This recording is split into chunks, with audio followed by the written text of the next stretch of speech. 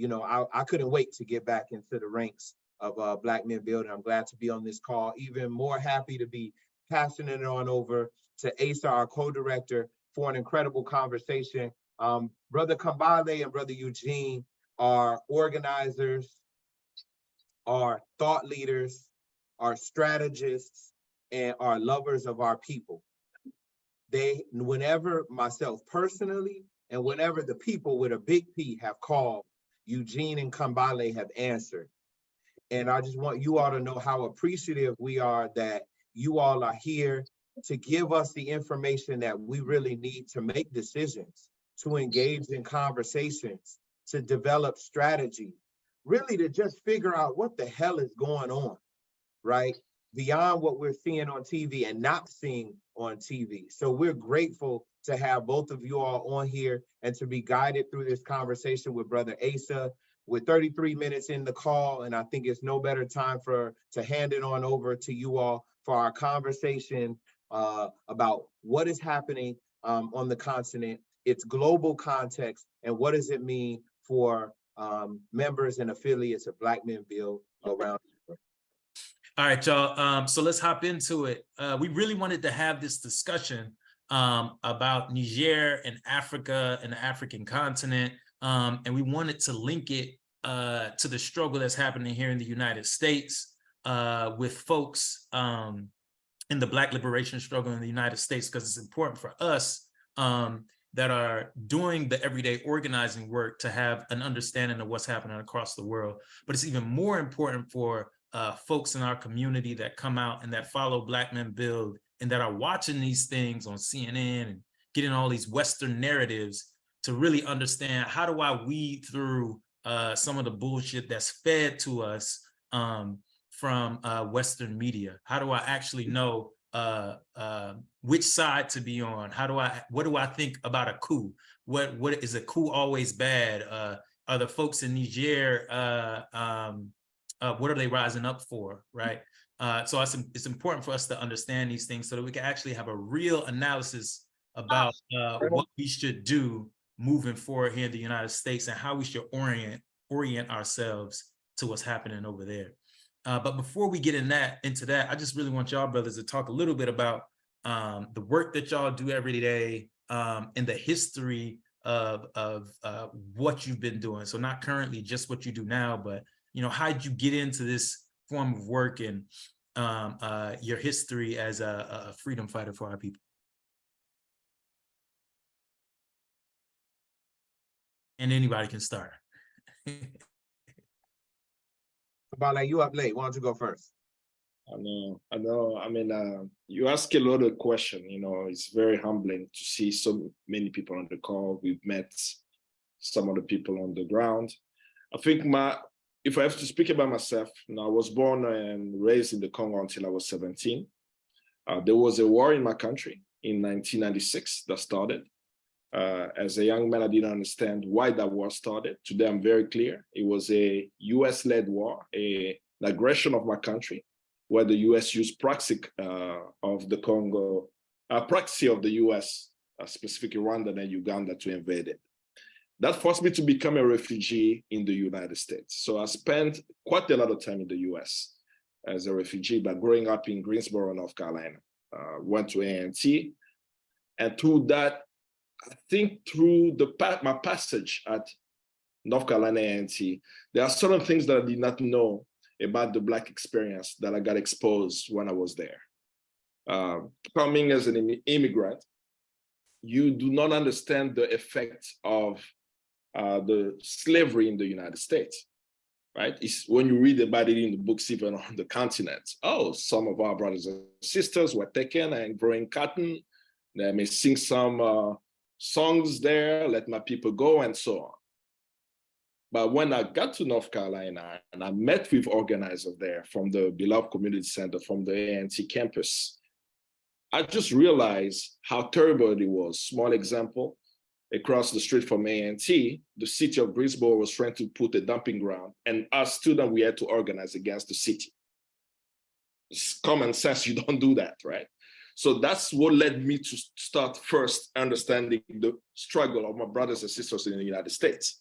That's what politicized me first. What do we do in the city of Greensboro to bring up minimum wage, to hold the police department accountable in the city of Greensboro, to fight to just get a few numbers to go to, what was the city again? I think it was Chapel Hill, where there were a few protests that we were organized there. The Moral Mondays, when there were only like 20 or 30 people coming back then. So that work allowed me to understand first the Black experience in the United States. Through that Black experience in 2008, that was 10 years of me living in the United States, I just got pissed off. Why did I get pissed off? Homecoming and A&T, at that time, my mother was crying during homecoming in 2008. The reason why she was crying was that there was a rebel leader by the name of Laurent Kunda who was threatening to take over a town called Goma.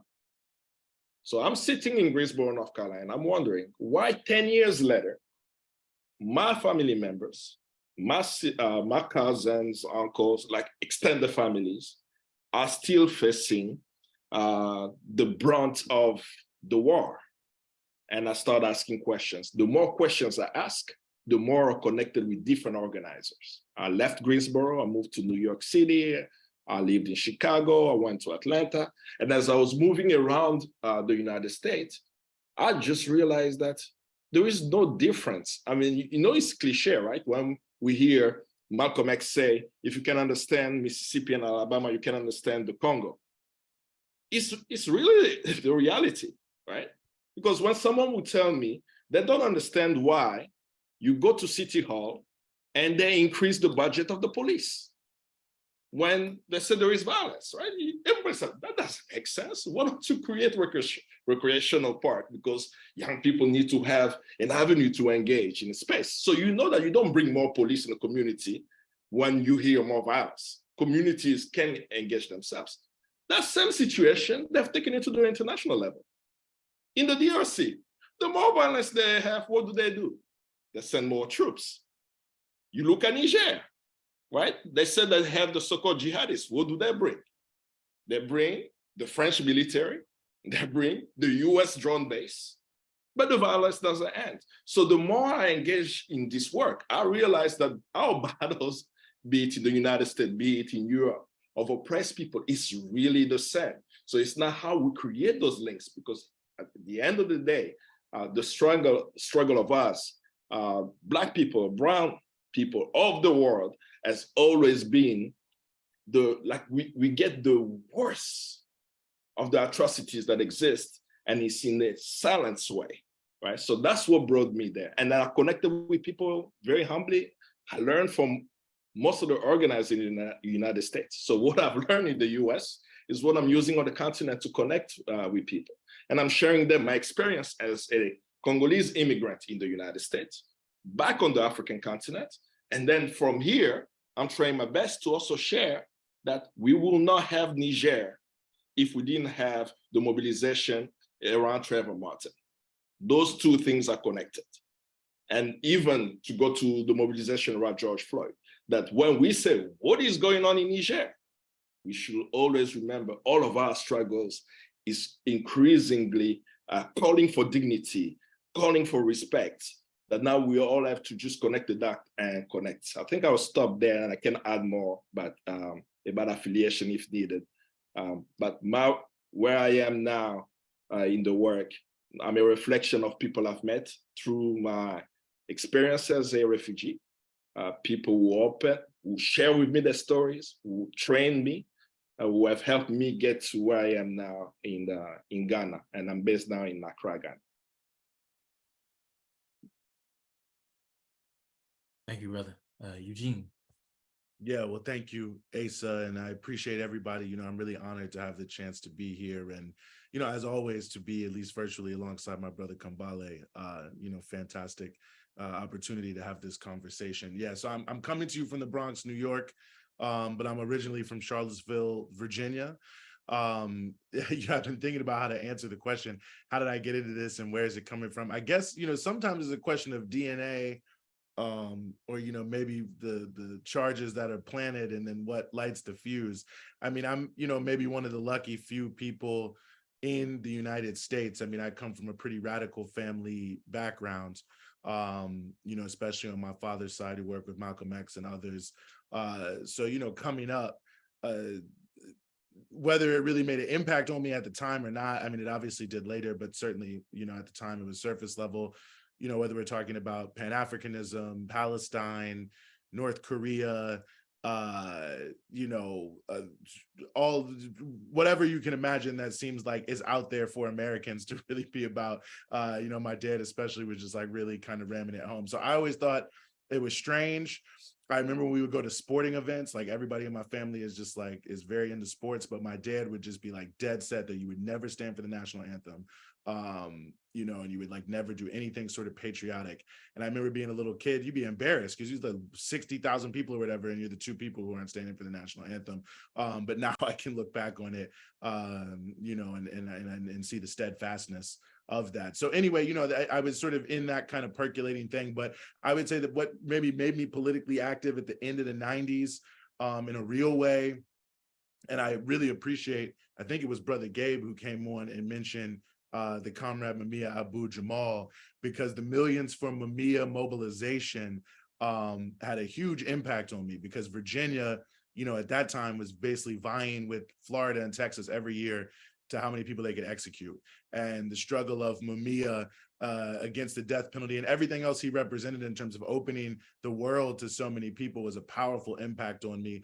And then, the war in Iraq and Afghanistan comes, shortly after I entered high school, and I became an active organizer around the death penalty, anti-war issues, and so on and so forth. And then made my way to Washington, D.C., where I lived for 15 years, more or less, until a couple of years ago when I moved up here to New York. Except for a year I lived in Baltimore. I went to DC to go to Howard University. And, in a way I lived in DC about as long as I lived in Charlottesville. So also, in a way, my hometown, in terms of, where I'm from and my political formation, is almost 100% there, 80, 90% there. I don't know, I don't want to go through a whole long list of things, but, I think, working with the returning citizens community, those coming back from prison in Washington, D.C., and having the opportunity to stand, alongside people struggling for their basic human rights and basic human dignity as a young college student from a, relatively small town in Central Virginia, was a revelation in a lot of ways. And a lot of things have happened since then. And, I, have gathered many different ideologies, was a founding member of the Party for Socialism and Liberation. So we've been organizing, around this country to try to, change the economic setup we're in for 15 years. And, I ended up being a journalist where I am now, quote unquote. I honestly hate saying that. But, we started Breakthrough News because having struggled on so many fronts for so many years and seeing our stories told so poorly. And, as they say, if you want something done right, you got to do it yourself. So we, came into the media space, a number of us, to try to have hopefully an impact in the battle of ideas that I think we're in. And I think that you're alluding to, Asa, in terms of how do you sift through information? What are we given? How do we receive it? And what do we do with those two facts? We knew we had to interject ourselves in the conversation. So that's how I ended up, more or less where I am. So I'm rambling at this point anyway. So I'll just go ahead and stop there. But I appreciate y'all. Who do I love? I love this chat. It's been a long day, I have to say, but seeing everybody, on the chat, including some old school Howard University strugglers who I've been with for a long time, and people from the DC area, it really is a good feeling.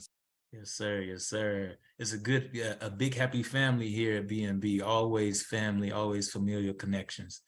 So the first question that I really want y'all to just answer is, we see, again, Western narratives and all of this on TV. We see that something's happening in Niger, in West Africa. We hear people talking about a connection of Mali, Burkina Faso, Guinea, to what's happening in Niger. We hear talk about French colonialism, the United States, what they're doing there. How should the average everyday working Black person relate to this information, right? How should we take it in if we're really trying to understand it? especially if we also have a understanding that we want to be in solidarity with Black people across seas, and we have an orientation towards working people.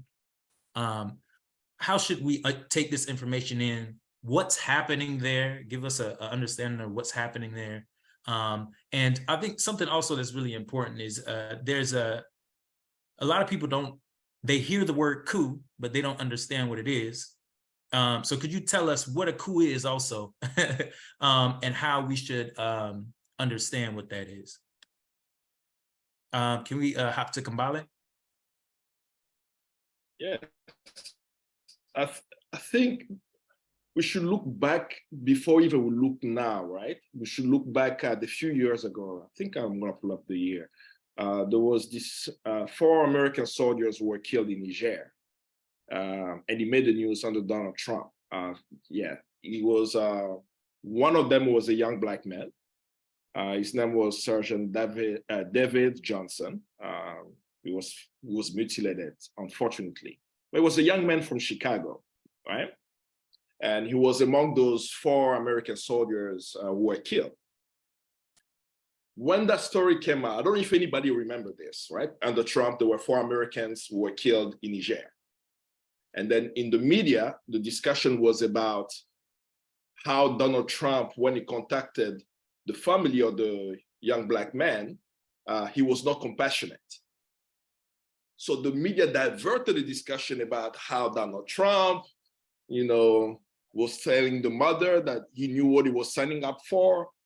And completely, people forgot that actually we are talking about 4 American soldiers, not just that young man, right? 4 American soldiers killed in a country far away. What the hell are we doing in Niger? So that's how to think about Niger today. That one, if we are in the United States, we should know that there is a US military presence in Niger. Niger is a country in West Africa, across the Atlantic, right? It's a country that has mineral resources and that actually holds, but I think it is the biggest drone base the US has on the African continent, arguably, I think, around the world, right? That we are flying US military drones, some are armed, some are not, for reconnaissance, flying from Niger, going around the world.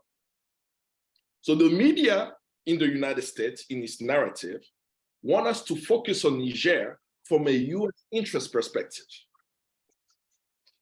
Because Niger is one of the latest countries that has had a coup, which I wouldn't call a coup anymore, right? There is a movement of the people of West Africa where people are rising up. It's not about the militaries who are taking control of the states. That for over a decade, an ordinary people's movement have connected organizations, unions, youth groups, to actually demand the end of imperialism in a way they see it. And in Francophone Africa, the way they see imperialism in that region is that the currency of the countries is controlled by France. They use the currency called franc CFA, right, controlled by the Bank of France. They see foreign military bases across the region, and they wonder why we have these foreign soldiers. Now you have Qatar, you have Japan, you have France, which has the largest contingent. You have the US with also the largest contingent, using US military warplanes like C-37 to move soldiers. And then the last one, so you have the currency controlled by Western nations, France. You have foreign military base.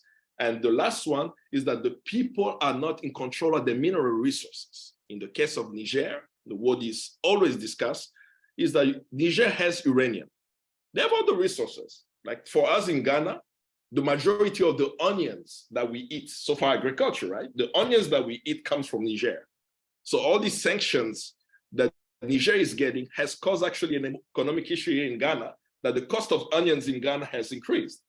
But no one is talking about that, right? We're talking about the uranium. But going back to the uranium that's extracted in Niger powers electricity in France when less than 18% of the people in Niger have access to electricity. And it's exploited by a French company called Areva, which continues to use that uranium. So the third component is that the countries of the region, particularly Niger, are not sovereign in controlling their resources. They're not determining their affairs, they're not controlling their resources, they're not even electing their own leaders. So people have organized around this, not just in Niger, all across the Sahel. In 2018, when I arrived in the region, I was surprised to actually know that every year in Burkina Faso, there is an event that they call in French, Journée anti-impérialiste. What does that mean in English? Is Inter-Imperialist Day. The people of the region have a day that they call Anti-Imperialist Day, and you go to Ouagadougou every year, and you see people coming by bus from different countries, right? The Tuaregs are coming from the Niger and the Mauritania and others coming in. You have people from Côte d'Ivoire, from Ghana, from Niger, all of them congregating. And when you go there, everyone is saying, France must go, no to the currency and so on. So the expression that we hear in the news in the US is to focus that, hey, we must pay attention about Niger, because if we lose Niger, we're gonna use our drone base. For us in the region, we say Niger is the latest expression of the people of the region saying, we want Western imperialism to be completely out of the region, and that we choose our leaders, we control our land, we control our resources for the benefit of our people.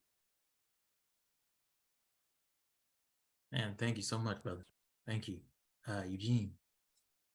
Yeah, well, you know, I think Kambale hit all the right notes on that. I mean, you think about what's happening in Niger, I think you have to think about how people are living. And I think it's not only an uprising across West Africa, but it's an uprising for the future. Because, you know, Africa as a continent is the youngest continent, but you think about a country like Niger, where 48% of people are under the age of 15. So you have a country where just about everybody is thinking, how are they going to live the rest of their life? First, how long it's going to be. I think life expectancy there is 62. I think they'd like to live longer, but how it's going to be. Is it going to be yet another generation of humiliation, poverty, marginalization, total subordination to foreign powers, or is it going to be something different? And I'll also note that 42% of children from the ages 5 to 14 in Niger are involved in child labor, some of them working in gold mines. And it's notable because when you look at the protests that you see, or rallies, you should call them, that you've probably seen of people supporting this military transitional government, one of the organizing groups of that is called M62. And M62's leader was actually imprisoned by the last government, the guy who was kicked out, the so-called Democrat, for going to these gold fields and investigating the child labor and the people who's, you know, they're being killed, their limbs are being crushed, they're being poisoned by mercury and cyanide that's used. You know, you think about uranium there in Niger and Arlit, which is one of the areas Kambale mentioned where a lot of the uranium is mined. If you spend just 1 hour of every day there for a year, so just 1 hour a day for a year, you would still receive 10 times the dose of radiation than an average person receives anywhere else in the world or anywhere else without a lot of radiation all day, every day for 365 days a year, just for being there 1 hour in 1 day. So the air and the water is completely and totally poisoned. 43% of people are living on less than $2 a day. So when you look at it like that, you can understand what the finance minister of the government who was kicked out was saying when he went to France to beg for money last year. He said, you have to give us money because we're sitting on a social time bomb. Well, the time bomb has exploded. They weren't expecting it. They were trying to manage it. They couldn't manage it. They couldn't keep the lid on it. And Niger, like Mali and like Burkina Faso, are seeing the desire of young people to have a future where they can have some sense of dignity and comfort in their lives, standing up and saying, now is the time to have a change. And I think just from that perspective alone, we can offer it solidarity, because I think we can understand how people who are, broken, beaten down, assailed from every angle, from the moment they wake up to the moment they go to sleep, and while they're sleeping, they just don't know it, wanting to be free and dreaming of what a better future could look like. But I think beyond that, as Kambale pointed out very correctly, the connections are so palpable between what's happening. I mean, first and foremost, they built that drone base for $110 million. It costs $20 to $30 million to keep it going every single year. So just that alone, the fact of going to the store and buying anything, you pay taxes, but even they say you don't pay taxes, you pay taxes if you buy anything at any moment. They're already linking it to you and doing it in your name. They're using money that you had to part with, among others, in order to carry out an agenda in your name that's enforcing a government that has 42% of the children 5 to 14 working every day, not in school. In the Constitution of Niger, education is free, but only 37% of people can read because so few of the resources are going to education. I'll just close with this really quickly. The geopolitics of it is key. 20% over the past 5 years of France's uranium came from Niger. But the thing that's really notable to me is the two other countries that are up there with Niger, Kazakhstan and Uzbekistan, all three of them together, it's about 66% of all the uranium for France. 68% of all electric power in France is nuclear. Kazakhstan and Uzbekistan, very, very close with Russia in many different ways, tied up with them economically. We know Russia is an enemy of America. I'm sure we can come back to that. Niger was the safe place for them to have this key control of their energy to keep their country developed and moving forward. It was the country they knew they were going to be with us. This is basically our colony. We're controlling them. So this is why they're so upset about it and trying to starve out the country with sanctions and push other people to fight them, because they understand that losing Niger is losing a country that allowed them to have some sense of safety and security about the control of critical resources they need and the ability to project their power out and abroad, and potentially could even move Niger more into the camp of a country they view as an enemy. I don't think we should, which is Russia. So I think we have to look at it in a few different angles. So apologies if I spoke too long. No, it's all good, man. Thank y'all so much for this. This is good stuff. Kind of building off your last point, Eugene, some people would say, like, what do you mean France needs Niger to make sure that they hold their energy interests around energy? Like, is Niger still a colony of France?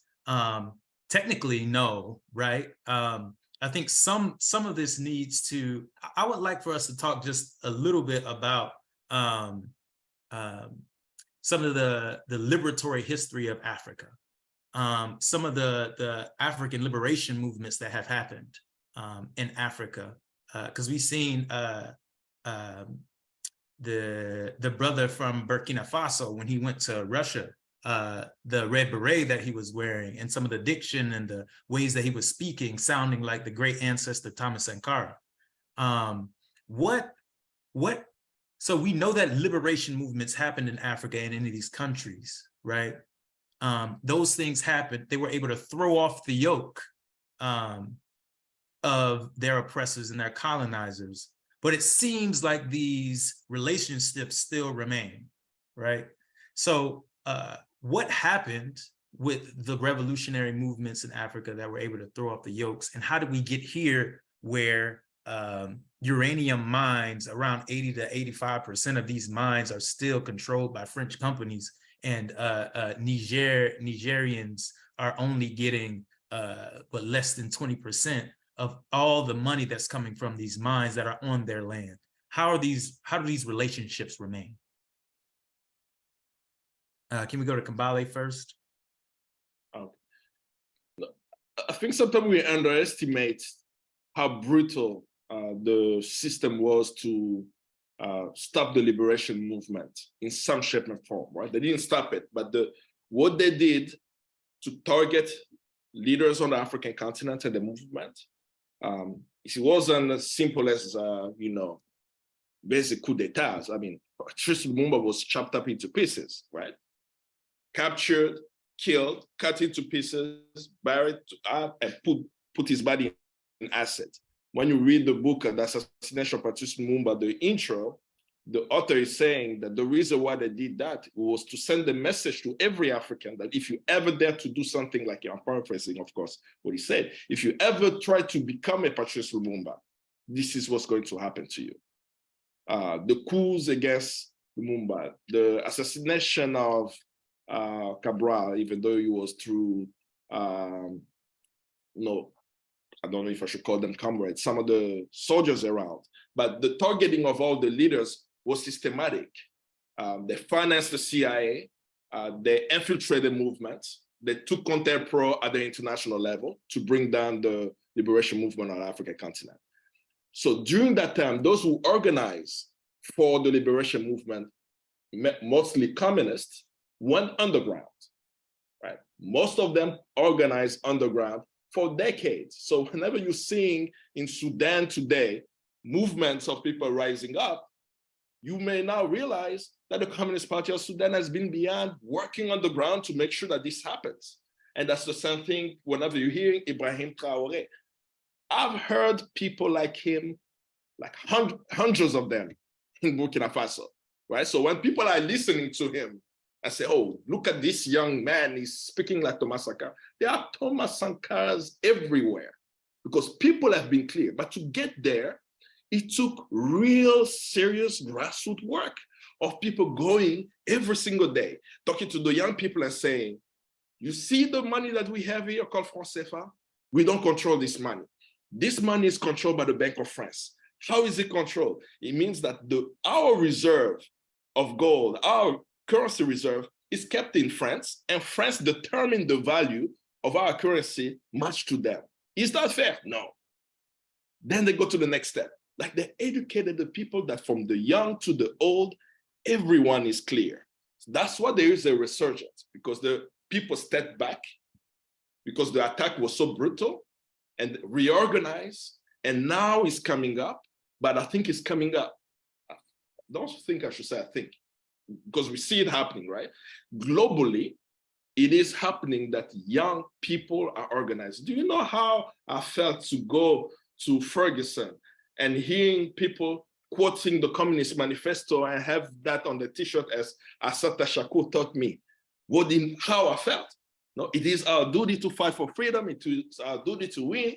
We must love one another, protect one another. We have nothing to lose but our chains. That's the last sentence of the Communist Manifesto. I'm hearing that in Ferguson, St. Louis. What happened? How did people get cautious? That all over the world, all of us are saying this capitalist system is not going to work for us. On the African continent, we have some breathing room, right? Some countries have 30 million people, some other countries have 10 million people. We are able to organize, especially in West Africa. It's very easy to move from countries to countries that organize the people. So people are organizing for regaining control now. And I think, I'm always worried when I'm speaking on video, like what it means. But the essence of what I'm sharing is that there is a very vibrant movement of the people here. And the people here need our solidarity, more importantly, because some of the weapons that they are facing is coming from the US side. Nigerians did not build a drone base. They don't have drone manufacturers. But I've met comrades from Niger coming to us and say, in 2019, a drone just fell out of the sky outside of Niamey. The day I heard that from one of the comrades, I said, wait a minute, what do you mean a drone fell? I said, no, one day there was a drone outside of the city that just fell out of the sky. So my question was, when the drone fell, did it hit anyone? The answer was no. Was there anyone responsible for this drone falling from the sky? It's about who are you gonna hold? They collaborate with the president and the government. So already I knew back then in 2019 that we have a corrupt government in Niger, backed by the US, allowing them to have a US drone base. So the people of Niger are organizing against it. And last, there is a video, I think Breakthrough News also posted that video of that young lady who was speaking about France must go. Look at this, right? We talk about, we need to define coup d'etats. What is a coup d'etat? This is not a coup d'etat. When you're hearing the people in support of those who took control of the state. This is a revolution. Will we say what Fidel Castro did was a coup d'etat in Cuba? Fidel heard the voice of the people of Cuba and saw how they were suffering, organized with people to be able to liberate the people of Cuba. That's the same thing that is happening. And when you hear the people, they are not saying the president of Niger must go. He's already arrested, they're gonna deal with him. But they are saying France must go. Why are the people saying France must go and not dealing with the local petit bourgeois, the local elite? Because they know that these are just puppets. We don't need to deal with the puppets in our country. We know that the puppets are controlled from Paris. We know that the puppets are controlled from Washington, D.C. So we want them to be out. So when they are out, as Kwame Nkrumah say in the book, Challenge of the Congo, our challenge is both internal and external, that we need to put the pressure on the external forces so that those who are fighting on the inside don't have to worry about a drone coming into the country and killing them while they're dealing with the bourgeoisie inside of the country. So that's where our solidarity will come in, that we need to put the pressure in the belly of the beast and the belly button of the beast, as the belly button of the beast. Right? To make sure that when people are fighting on the inside, the external factors making it hard for them is reigning. All right, thank you. Eugene. Kambale, it's like you're reading my mind. The book I took off the shelf while you were talking, I was thinking about, is The Challenge of the Congo by Kwame Nkrumah, which I got this copy in Ghana when we were together for the Socialist Movement of Ghana conference. So things coming full circle. But, you know, one leader deposed, Kwame Nkrumah, of course, not killed, given refuge by Sékou Touré, another revolutionary leader, and he was able to write his notes in Challenge of the Congo, of all of his letters with Lumumba. And of course, Lumumba is, you know, brutally massacred, and they give his tooth back or whatever it was, you know, this year, and think that they should be getting some, you know, level of thanks or something. And the apology, oh, we've apologized. I mean, okay, you know, and with that in a quarter, I can get some bubble gum. I mean, you know, what do you want me to say? At the end of the day, obviously these countries, their entire wealth is built off the back of colonialism and slavery, so they owe reparations. And I think that, you know, they want you to think you shouldn't even talk about things like that, but it's the entire context of neo-colonialism in a way, right? I mean, as they say, you got to spend money to make money. So when you're coming out of being colonized for hundreds of years, and on top of that, the impact of slavery on the continent. I mean, we talk about the impact of slavery, of course, in America, the Arab slave trade, in terms of, you know, what happened to people who were there, and we should talk about it. But we also have to talk about how tens of millions of the prime age workforce of Africa were sucked away from the continent in what was a demographic catastrophe, which had a huge economic impact in and of itself. Then, you know, the underdevelopment of colonialism and so on and so forth. I know, you know, those of us on this call undoubtedly know. And, you know, in that context, there is so much you have to do even to just have the most basic things. I mean, some things you can do for yourself, some things you can do on your own. You can have a level of self-reliance to some degree, but, you know, to live a dignified life, some of the advanced medical equipment you may need, the agricultural machinery, all these different pieces, you have to, at least at some point, either bring it in or bring in the stuff to build it. And that costs some form of money. So ultimately, you're in a position where you have to obtain resources somehow, some way, to even have the most basic things. But those resources are extraordinarily meager, because since you don't determine the terms, you need the money. So they tell you, we're going to give you this, and if you don't like it, we'll leave. And so ultimately, you have to find some other way to bring in more revenue, and that means you have to take out loans. And that ultimately is the genesis of the IMF, World Bank debt trap diplomacy. I mean, yes, a lot of these loans and different pieces like that are, you know, being brought together by these terrible African leaders. There's no doubt about that. But the fact of the matter is even if you're a great leader, you're in a very tough position when you're trying to develop a country with very little access to resources. And so they have, you know, good, bad, and indifferent a lot of times a lot of countries, former colonial nations, over a barrel. They make it significantly difficult. People have taken out these loans. I think there are other ways people could have done things perhaps to lessen the impact, but I think we have to continue to put the main emphasis on the people who created the system, not just the people who are being used by the system.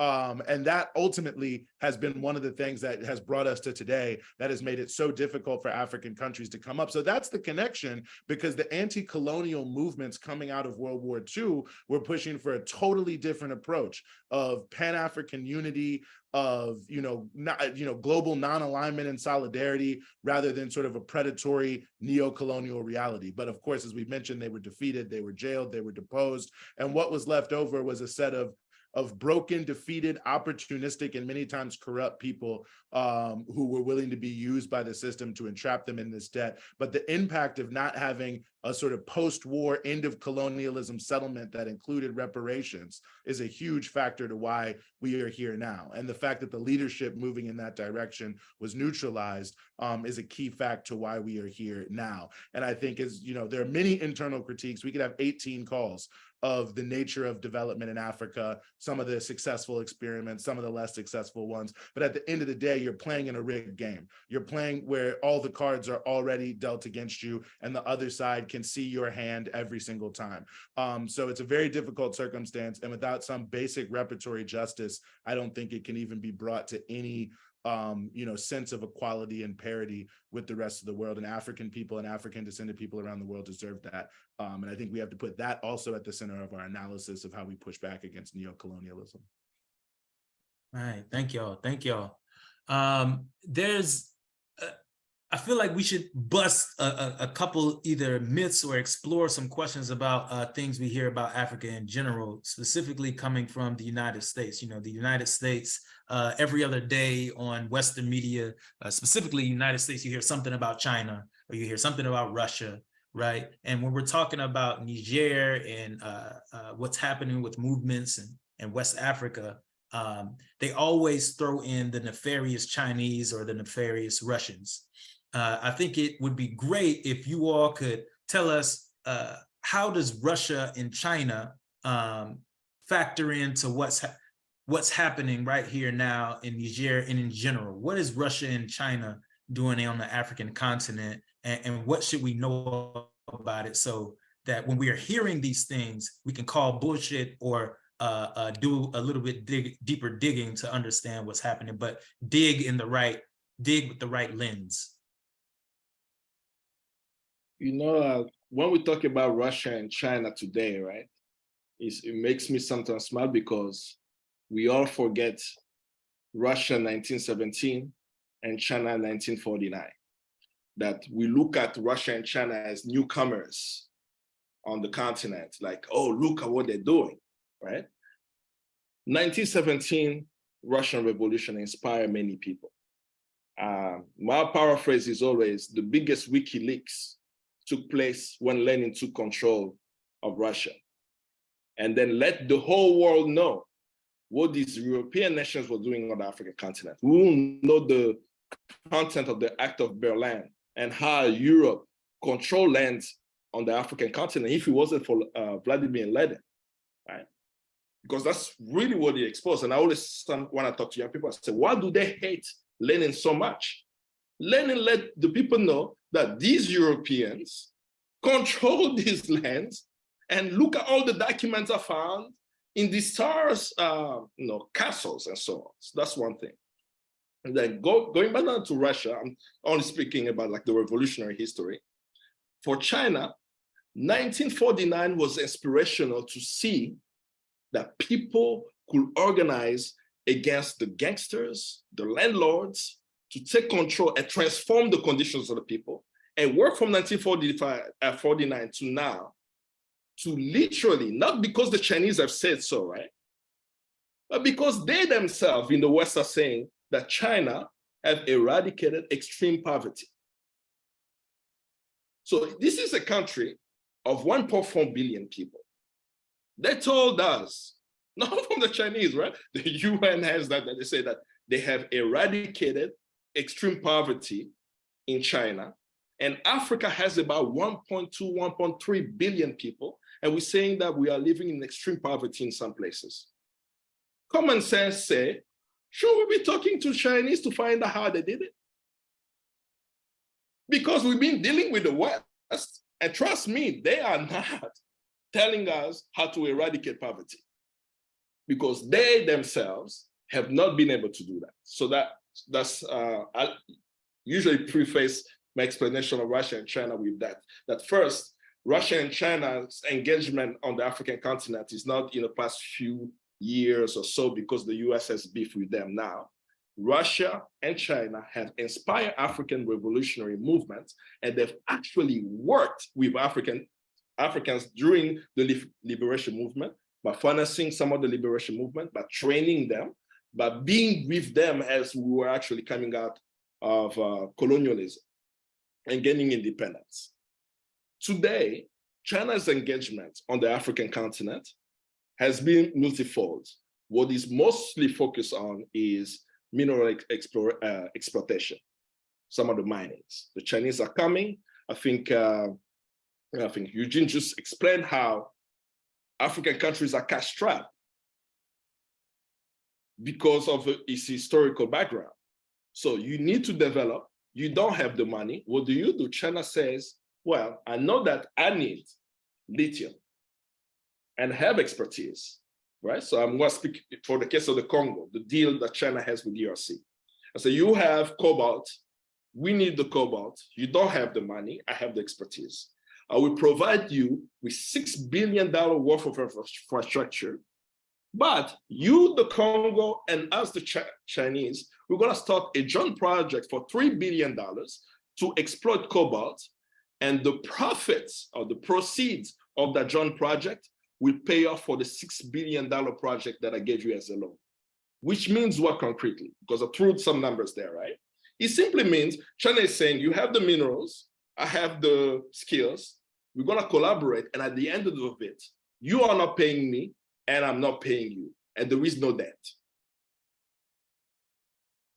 Isn't that like something that anybody would look at and say, wait a minute, this is amazing. And you know who blocked this project? Hillary Clinton and the World Bank IMF in 2009 when she flew into Kinshasa and removed the guarantee for loan repayment of the $3 billion project, removed it from the deal, and today Congo is $6 billion in debt. So when Congo is $6 billion in debt, you know what the press will say?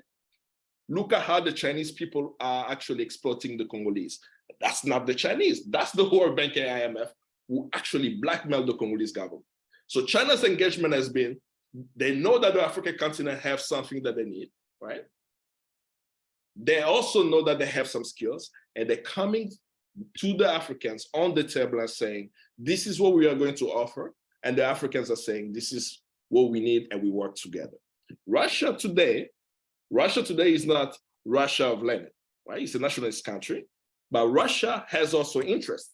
The same way in DRC, I'm going back to the DRC because that's where I have most of the information, right? In DRC, we have a war. No one is selling weapons to the DRC.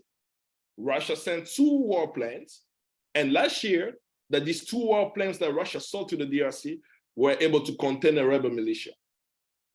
In the 2 decades of war, we were not able to buy any warplanes from the United States. So we Congolese are very surprised to see that Ukraine is getting planes. Very shocked how fast weapons can go to Ukraine to stop the war, that we have to scramble around, and Russia is the one offering some planes there. So that's the engagement. What the Western world wants us to think is that Africans are very stupid and don't think for themselves.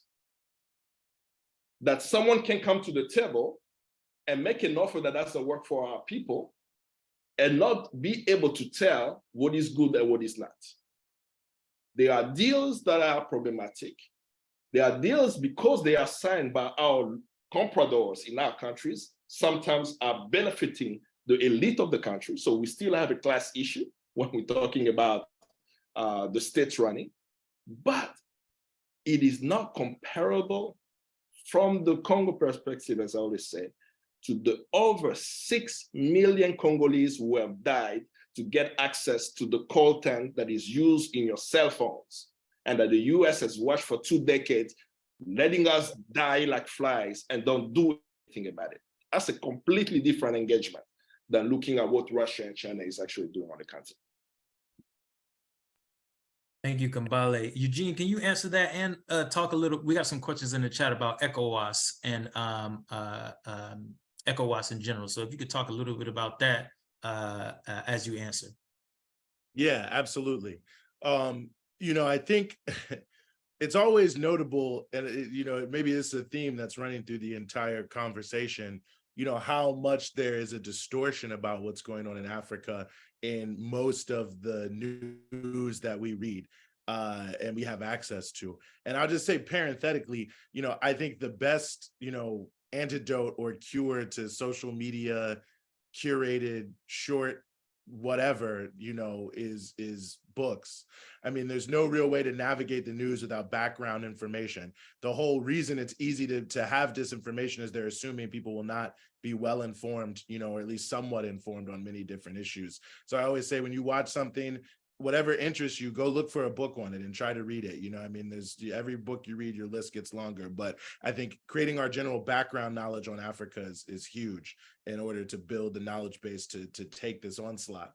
But I mentioned the onslaught because, you know, in a poll that was done in 2022 by YouGov, British pollster, owned by a right-wing guy, I think, you know, so not like, this is not the Eugene Puryear, Kambale polling company that they would say is unscrupulous. Not that we ever would be unscrupulous. 83% of Nigerians said they had a positive view of China.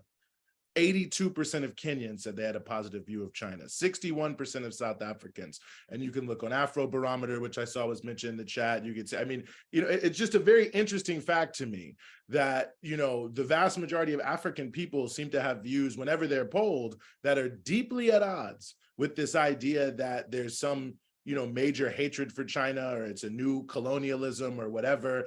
And that never filters in to the conversation in the media you have here in the United States and the rest. And I think that, you know, this is easily available information. I Googled that. It was like the 5th result. So if it's left out of the New York Times or the CNN or whatever, it's obviously being done deliberately. So what are they trying to hide from you?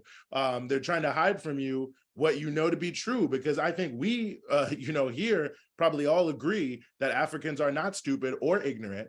And if a super majority of them say that they have a favorable view, then perhaps the impact they're having in the country is in fact favorable.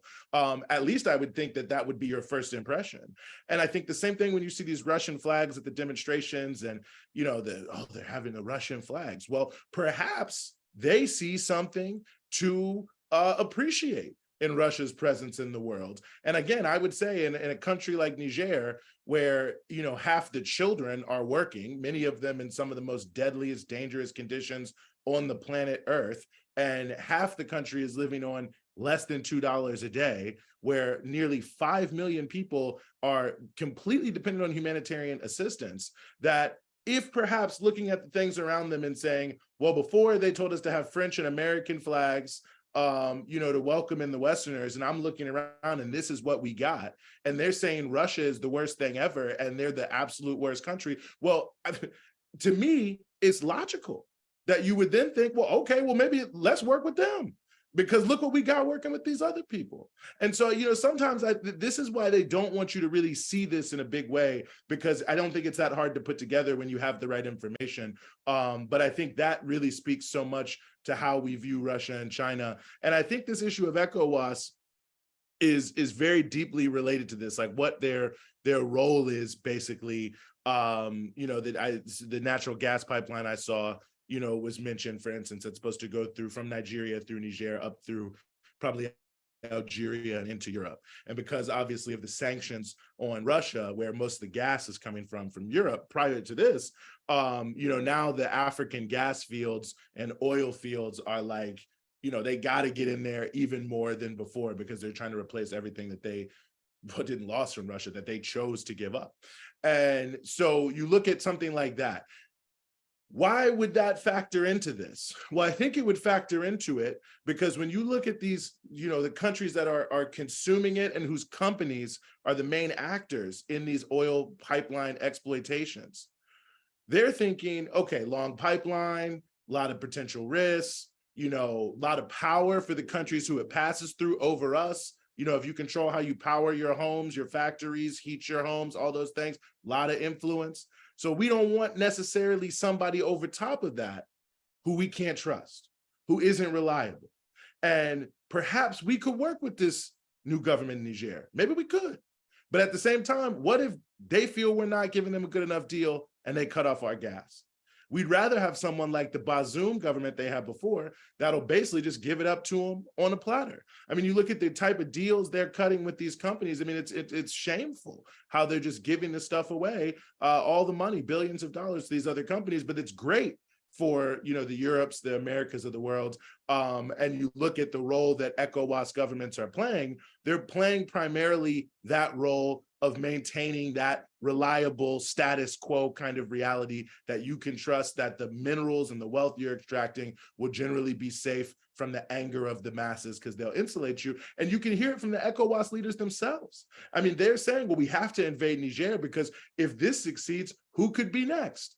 Great question. Who could be next? And I think, you look at Nigeria, which is leading the charge here, look, I wouldn't be surprised if Nigeria was next. I mean, but all of them, Benin, Togo, Ghana. I mean, I think Kambale's point in the first question is one we have to really, keep in our heads in a big way, is that really West Africa is seething, Senegal right now, where they've banned the main opposition candidate who's critical of France, critical to CFA Frank. And by the way, and I'll close on this, Bazoum, who the so-called Democrat, the election he won that everyone said was so great, he banned the main opposition candidate in the exact same way, using a form of lawfare, a trumped up legal case to keep him out. So he was guaranteed to win. But that's the democracy, you can think. And he supported coups in the past. Kambale sent me a video of him in the streets supporting a coup that, of course, was supported by France at that time. So it speaks to the role that ECOWAS, as an entity, fine, you have to have regional cooperation as a big step to continental cooperation. But most of these governments inside of ECOWAS, I think primarily have been acting in a very neo-colonial way. They maintain a sense of, low-wage, poverty-based, mineral extraction type economies and good imports for certain strategic sectors. You look at all these countries in Francophone West Africa, you'll see most of them actually do most of their trade now with China and UAE. But when you look at the trade they do with France, especially, it's very strategic. The number one thing you normally see is packaged medicaments, so medicines. So that means that France is controlling their medicines, which is obviously critical to health. So it gives you a sense of the nature of the relationship that's happening here. And these ECOWAS governments are maintaining these areas as a warren for exploitation by these bigger powers. And that's why they're terribly afraid, because Mali, Burkina Faso, now Niger, perhaps next Senegal, you're seeing big protests all over in Ghana as well. They know they could be next in terms of the masses of people saying we're fed up. Just to add quickly on this point, it's very important on the ECOWAS as we speak, because ECOWAS is losing credibility in the region, amongst the people of the region. And don't be surprised if they continue the tendency, ECOWAS may not exist. ECOWAS met in Abuja to decide for a military force to be sent to Niger. In the meeting, there were only 7 presidents who were there. Only 7 presidents, right? ECOWAS as a body of West African countries has 16 members, right? 7 presidents were physically at the meeting, and the 8th delegation present was the ambassador of the country in Nigeria. So a body of 6, 7 presidents and an ambassador decided to do a military engagement there. So anytime you are reading in the press, ECOWAS has decided, we are talking no more than 8 people deciding for a region of 16 countries. Now the question is it ECOWAS deciding or 7 to 8 countries in ECOWAS deciding?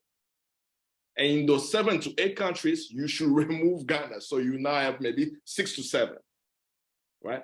And the media has been very good at saying that ECOWAS, ECOWAS, ECOWAS. And we keep saying, no, it's not ECOWAS, because there is no consensus within the ECOWAS countries around what's happening in Niger to send the military deployment.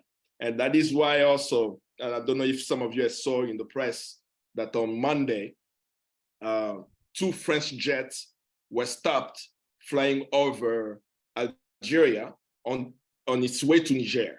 And everyone is wondering first why they were going there. And of course, Algeria said that they did not give the French an authorization to actually go through, so they couldn't fly through the airspace. And we know now that you have Algeria, you have Mauritania, you have Niger, you have Mali, you have Burkina Faso, and Guinea as a coalition of countries saying, you dare not send your troops there. So these countries in ECOWAS, these leaders of ECOWAS were deciding are not speaking on behalf of ECOWAS, because the simple majority of the group is not even available to decide on that, yet they are moving on those decisions. Thank you for that context, man. Thank you. So I just got one more question, then we'll wrap, y'all. You know, we are a revolutionary organization here in the United States, and most of all, we do grassroots base building work in the different places that we're at. So we're a part of this larger Black radical tradition and working class movement across the United States to come together to push for something greater, right? In that sense, we feel very connected to the freedom struggles in Africa currently, right? So I just wanted y'all to, in Kambale specifically, to talk about some of the freedom struggles happening in Africa and in different countries. What's happening there? Where are folks fighting? Where should we look to make sure that we're giving support to in different countries with different freedom struggles currently? And then lastly, how can we support, right? So what's happening, where are folks fighting, and how can we support them? Ooh. It's a tricky one. We're on a video call, but I'll try to be fair at least. You know, give me a PG answer, brother. Then, you know, Malcolm X always inspired me. The reason why he inspires me is his ability to connect with people on the continent. I heard from elders before, they were telling me that he was in touch with the freedom fighters in DRC. This is how he could talk in Harlem about it. And they never told me how we connected. Until last year, I saw a book about called Students of the World Unite, about 1968 student movement, but focusing on DRC. And in the book, they have a picture of the Congolese who was connected with Malcolm X, which I never knew, right? He actually went to Lincoln University, so he spoke English. And during the liberation movement, after he finished Lincoln, he went back to the Congo and he was at the front line with the Simbas. And he was the one communicating with the team in Harlem, letting them know Moise Tshombe is a sellout. This is what Mobutu is doing. This is what we are doing at the forefront. So the ability to connect with, I don't know, connectors in this moment is important, because Niger, as a case, is a Francophone country. Like, I can share with you the organizations, right? We have the unions organizations. We have communist parties also moving there. But there will be a language barrier, which I believe if it could have been, it was overcome in 1960, in the age of DePaul and AI, we should do that. So I want us to be pushed to connect with the connectors, to be able, in a trusted space, connect with the right organizations. And that's something I learned when I came to Ferguson. I mean, that's why I'm very humbled that many of you helped me when I was in the United States, because when you were not on the ground, you wouldn't know who to connect with. But when you connected with the connectors that tell you, hey, watch out for this group. These are the real groups. These are the ones actually doing the work. So that's the first proposal that I will share, to connect with the connectors in the region, understanding that where there is the hotspot now in Niger, it's also a Francophone countries, and there will be a lot of translation back and forth to be able to make sense out of it.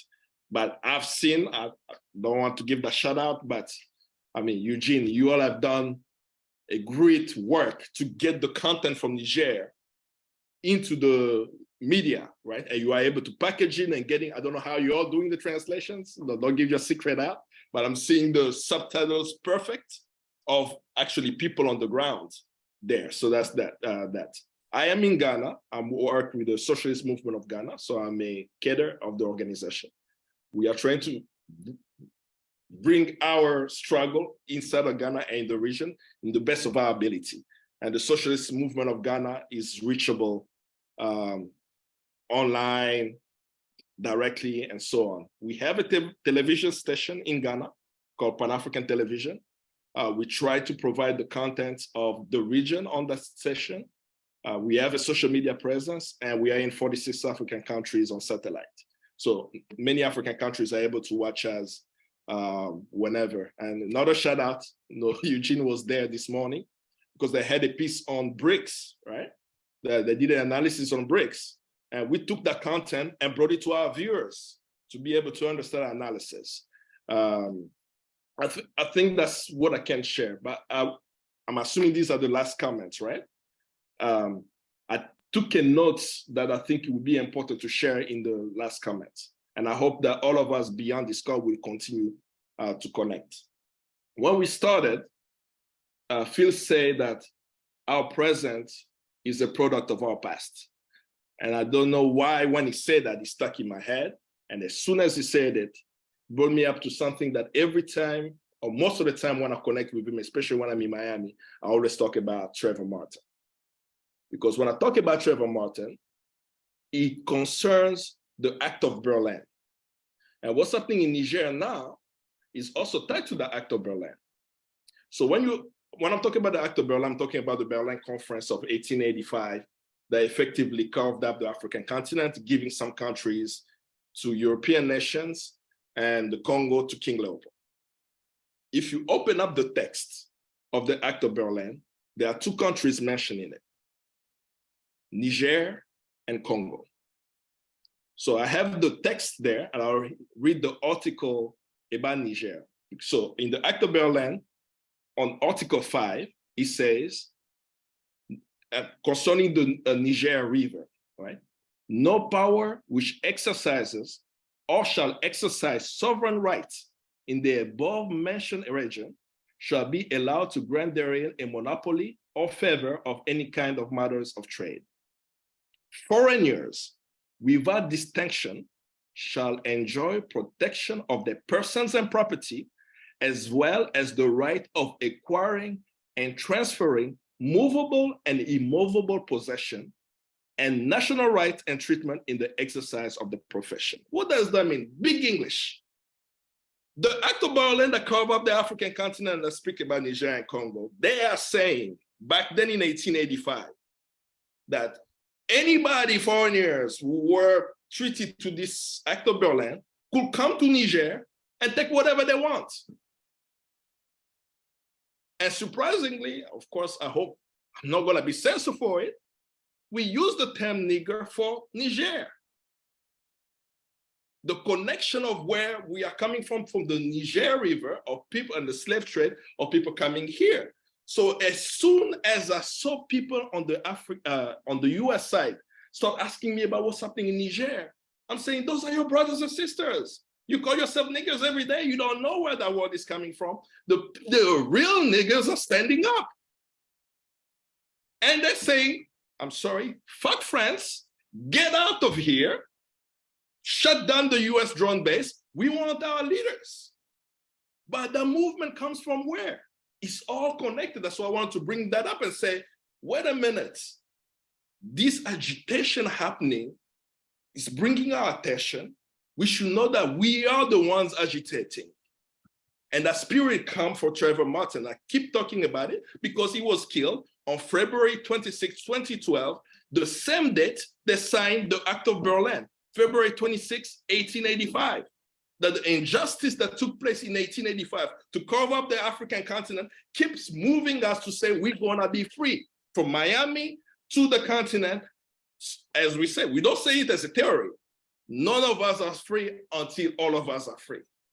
And the people of Niger are rising up. The people of Senegal are rising up. The people of Mali, people of Sudan, even here in Ghana, we are moving. And I know there are so many movements. Sometimes we feel, oh, there is a small movement in my town. But you have no idea when people hear that people are standing up to the police. It's equal to us standing up to our compradors who are cutting the deals with the French militaries. So when you say, fuck the police there, we're saying, fuck the military of France, get out of our countries. And we are all fighting the military power. So I think I will end it there before I get excited, but I really wanted us to know the past is the present. We are all mobilizing for freedom of our people. Our stories are the same, connect with the connectors, and we will lovely work in solidarity. And in any shape or form, and like, that's my last one. That's a movement I've been trying to do. What can we do on the continent to support the liberation movement of our brothers and sisters in the belly of the beast? I've been trying to get this bug in many people's ears on the continent. We shall mobilize to shut down US embassies all across the African continent until they treat people that look like me with dignity. Because no one is bringing that to the table. Say, hey, wait a minute, why do we have a US embassy in my country when people who look like me, you're mistreating them, right? We're shutting down French embassy, we're shutting our US embassy until Black people are treated with dignity. You cannot operate on the continent. And hopefully it's gonna pick up in days, months, and years to come. Yes, sir, bro. Write us down for that. Anything that we can do in support of the revolutionary movements of the people in Africa and the different countries, bro, we're here. Our struggle is a collective struggle, and we're all working together, man. So appreciate you, Kambale. It's always a pleasure, man. Eugene, last comments, and answer any of that question that you want to answer. Yeah, no, well, I really appreciate it, and I'm you got me excited, Kambale. That's I thought I was gonna go to sleep after this, but now I feel like I gotta put some work in. But I think there's so many people fighting across the continent in so many different ways. I mean, I was just in Eritrea about a month ago. By the way, the East African country, small country, heavily demonized, heavily sanctioned,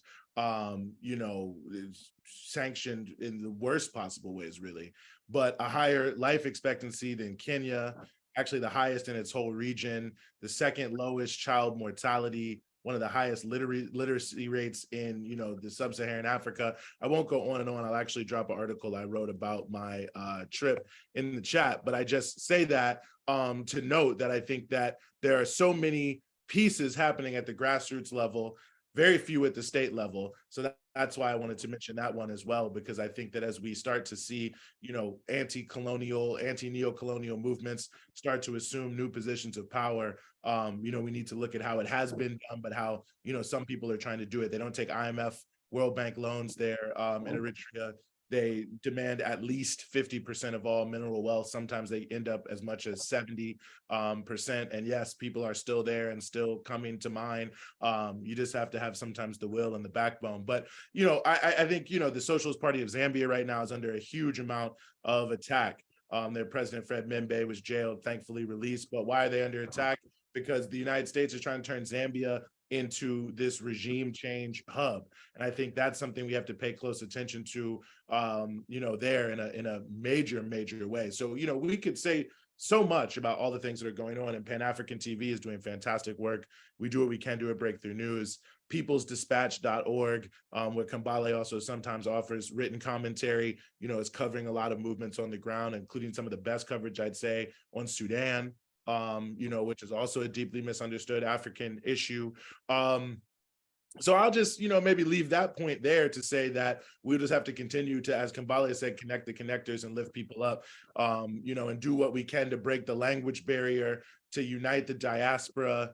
I have this dream, honestly, and there's one person on this call who's heard this before, but, I had the distinct privilege last year of being in Brazil when I was able to go to Bahia which is like the blackest state of Brazil. I don't really know how else to describe it. In Salvador, which is this amazing historic city, the center of the city, this old historic city, is called the Pelourinho, whipping post, because that's where they used to bring in the slaves there and whip them and season them, quote unquote, before sending them out into the sugar plantation. So they keep the name the same so that people don't forget what's happening. But, you know, because of the connection between Sao Paulo, that's the capital, you fly quickly from Sao Paulo to Salvador, with Ethiopian Airlines, which comes directly from Addis. And you can go from every single African capital on Ethiopian Airlines to Addis, then from Addis to Sao Paulo. You can get from 5 or 6, you know, parts of America directly to Sao Paulo, then to Salvador. You can get there from most Caribbean countries, from Venezuela, from Colombia, from Ecuador. And I just had this sense of Brazil, the country that I believe took the most enslaved people and is the country that has the most you know, Afro descendants of anywhere in the world. Could we have a gathering, like a Pan-African, you know, resistance gathering in the state of Bahia somehow in the near future? I don't even know why I'm mentioning this, but I guess I'm inspired about this by this call to share this dream I have with you, because, you know, the languages, we can melt it away, I think, when we come together collectively. And there's so much that's going on. We can never share it on a call or in a book, in an article correctly. So how do we create more intentional Pan-African spaces in the 21st century where we can, you know, deepen our understanding of each other and our conversations? We could do it anywhere. I'll come anywhere, but that's my dream. And I just want to lay that out there for y'all. But I'm down for whatever, you know, wherever we got to go. I'm there. But anyway, I'm just honored to have been here, man, and to be doing this and to see Black men build in so many different cities, to hear about the different hubs. It really is just fantastic. And I just take my hat off and I just salute y'all, you know, who are here and doing the work day in and day out. And, you know, I'm here with you as best I can be. So thanks again, y'all. Man, thank y'all so much. Thank y'all for this conversation. It was a blessing. Thank y'all for giving us clarity and understanding about all of this stuff that's going on. And it is Black August, so to be able to reground ourselves in not only the understanding of what is currently happening in the United States, the Black liberation struggle across the world, to recenter our political prisoners, folks that have come home, and the struggle against mass incarceration and making sure our folks behind the walls are given what they needed. It's just a blessing to be here with y'all. And to also understand that there are political prisoners and POWs across the seas and the continent of Africa that also need our support. So thank y'all so much, y'all, for coming on here. Actually, there's a special brother that is on here, and I don't know if he would like to say a few words, but I just seen Baba Jalil Muntaqim hop on a video. You are, Baba Jalil, one of the brothers and the freedom fighters in our struggle that we look to, not only for guidance, but for inspiration around your revolutionary spirit. So if you would like to just say a few words about anything you heard, or just give something, just want to offer you the space. First of all, let me say assalamu alaikum, peace, pause, paragani, jambo. Whatever your language is, I greet you in solidarity and peace. This is excellent. You know, this is I was invited to come and share this time with you all, but I've got several other Zooms and meetings that I had to attend, and so I came in late. However, one thing that struck me in regards to this this golden objective of building unity and Pan-African solidarity within our capacity to end this eon years of oppressing and fighting against this white oppressor, white supremacy, capitalist imperialism. It is extremely important that folks understand our struggle within this belly of the beast, right? Within the 3,000 by 2,000 mile confines that we know to be United States, but is originally Turtle Island. What is our golden objective? What is our hope for freedom here for us, right? And right now we're divided. We need to bridge this division in terms of what our goals and objectives are. I identify as New African, right? And I'm saying our goal and objective is to free the land, as Al-Hajj Malik Shabazz instructed us. He said revolution is based for land. And we know the history in this country based upon Emancipation Proclamation, right? Field Order number 15, right? The building of the Freedom Bureaus of liberated territory, right? The promise of 40 acres and a mule. What is that? It's all based upon land, right? Establishing liberated territory of African people for African people, all right? And so that is the reason, one of the many reasons that we say we need to begin to identify ourselves as new Africans, right? To break away from the colonial concepts and constructs and begin to identify ourselves based upon our own historical determinants in this country. Second of all, it's very important that we understand this, especially for our comrades and brothers and sisters on the continent, right? And this is this here. We are in the belly of the beast. And we know that this is an empire. And we know that empires are not destroyed from external forces. Yes, they are weakened by external forces, but empires are never destroyed by external forces. They're destroyed by internal forces. Who's that going to be? That's going to be us on the inside, right? And so your struggles in fighting against colonialism, neocolonialism on the outside and the external in the Pan-Africanist diaspora, right? Every time you win and cut off one of those tentacles of that octopus, the head is still there. And therefore, through neocolonial means, they create another leg and recolonize. So the ultimate goal, the ultimate struggle is to bash his head in, right? And that's our goal. The world is waiting for us to get our business rate. Because wherever you look around the world, wherever you see African people, okay, you go to Australia, New Zealand, Germany, Africa, Brazil, the African race is downtrodden. They don't have power, right? And it's because of this beast that we're dealing with. And so it's extremely important that the African world understand that we gonna reach the brunt of fascist horror, barbarity. We will, in the fight for our liberation and independence. And that's the reason why when you struggle, and I like one thing brother said, right? And it's extremely important that we're all in this together, and that if you're gonna boycott a particular country, all of Africa to boycott that particular country, right? That is the kind of power that we need to generate and build amongst ourselves, right? But understand this, the ultimate end is gonna be the liberation and independence of Black people in America, right? To free the land, right?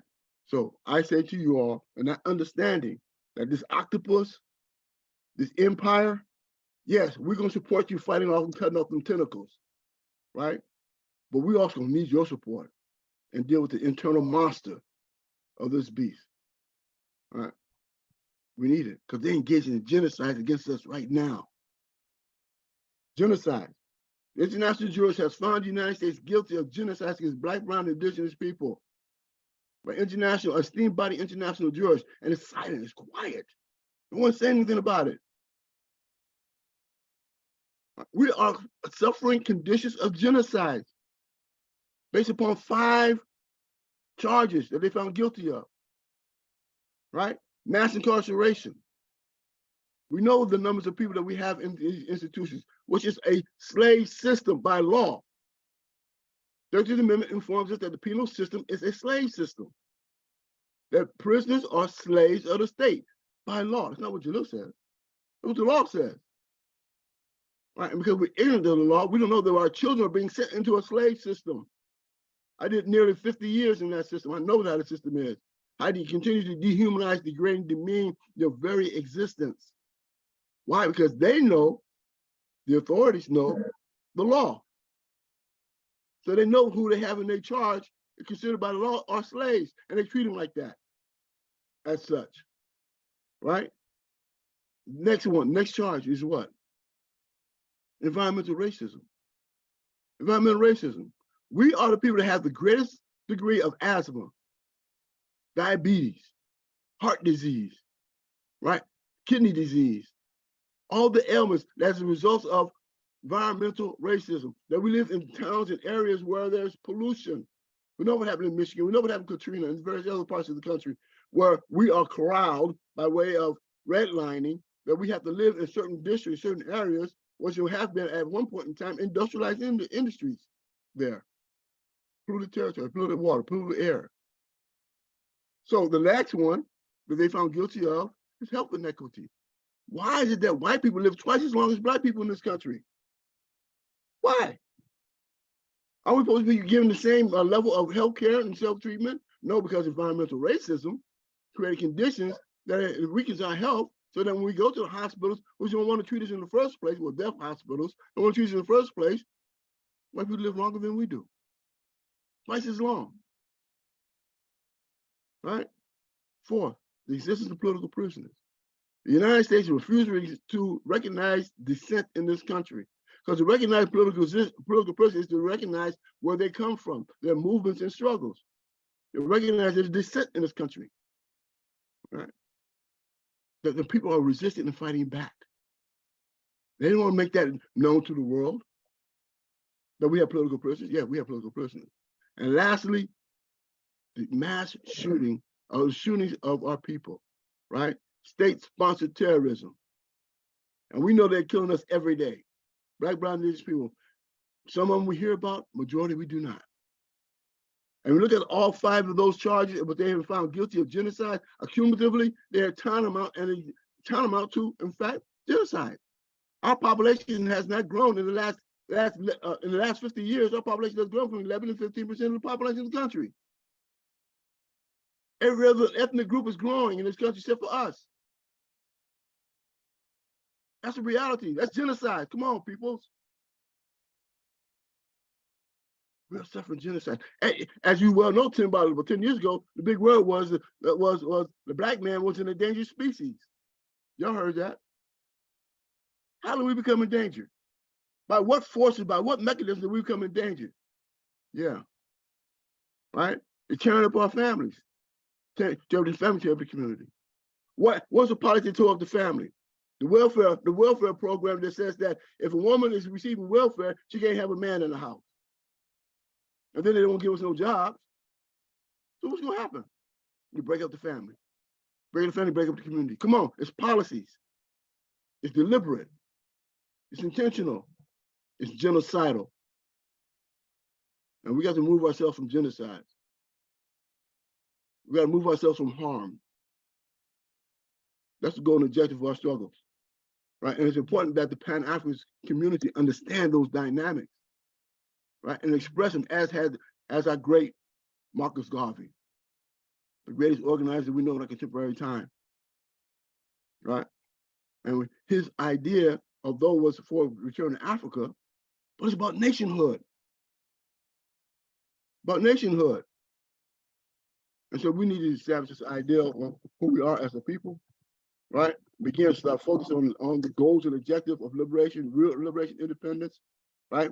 To the process of decolonization programs, so we start decolonizing our minds, right? Because we're a colonized mentality people. We have lived in a system of over 400 years of white supremacy. You're gonna tell me we have not been traumatized? In order for supremacy to exist, they have to have inferiority. And we're still suffering from conditions of inferiority complexes. But let's make this point absolutely clear. According to the DSM-V book, which is the manual of psychiatry and psychology, it informs that superiority complex is a mental disorder. Understand now, stay with me, right? Superiority complex is a mental disorder. So what is white supremacy? When you believe yourself to be superior to any other people or ethnic group on the planet, you are suffering from a mental disorder. Not what I'm saying, that's what their book says. They wrote it, right? Remember, we ain't supposed to never learn how to read. Remember that? Yeah, we read now. Okay, we learn this law. All right, they are crazy people. Any people who would hang a person, take off their genitals and save for souvenirs, right? And it's okay. It's barbaric. That's what we're up against. So we have to start preparing. January 6th was the shot over the bow, right? Because you know damn well if Black, Indigenous, and brown people had stormed Congress, there have been bodies all over the Congressional Plaza. Fact. Right. Why wasn't it done to them peoples? Because they're all on the same page. They may not like what they did, how they wouldn't go about it, but nullifying the Black vote means nullifying our empowerment, means nullifying our existence. And that's what they were doing, to nullify the Black vote, to nullify our power, ultimately to nullify our existence. That's the picture. Read it for what it is. Prepare. Assalamu alaikum, peace. Blessings, Baba. Thank you so much for giving us your time and your energy this late night, brother. Y'all heard it not only from Kambale, from Brother Eugene, from Baba Muntaqim. We have work to do, y'all. We sit inside of a tradition, a revolutionary tradition of Black folks standing up and resisting, and not only just taking what comes at us, but raising our voices against it, resisting it, and not only for ourselves, but when we resist, everybody around us is able to feel some of that freedom that we make space for, y'all. So it's important here in the United States that we do what is necessary so that we can make space for our brothers and sisters across the seas and on the continent, wherever they are, so that they can have more space to do what they need to do, so they can get that monkey off their back, so that they can push inside of the countries that they're in and be able to make more change where they are, y'all. So we have a duty, not a greater duty, I would say. We have a duty, just like everybody else does, to do what needs to be done by any means necessary. So free the land, y'all. Free the land, free our political prisoners, and let's get to work.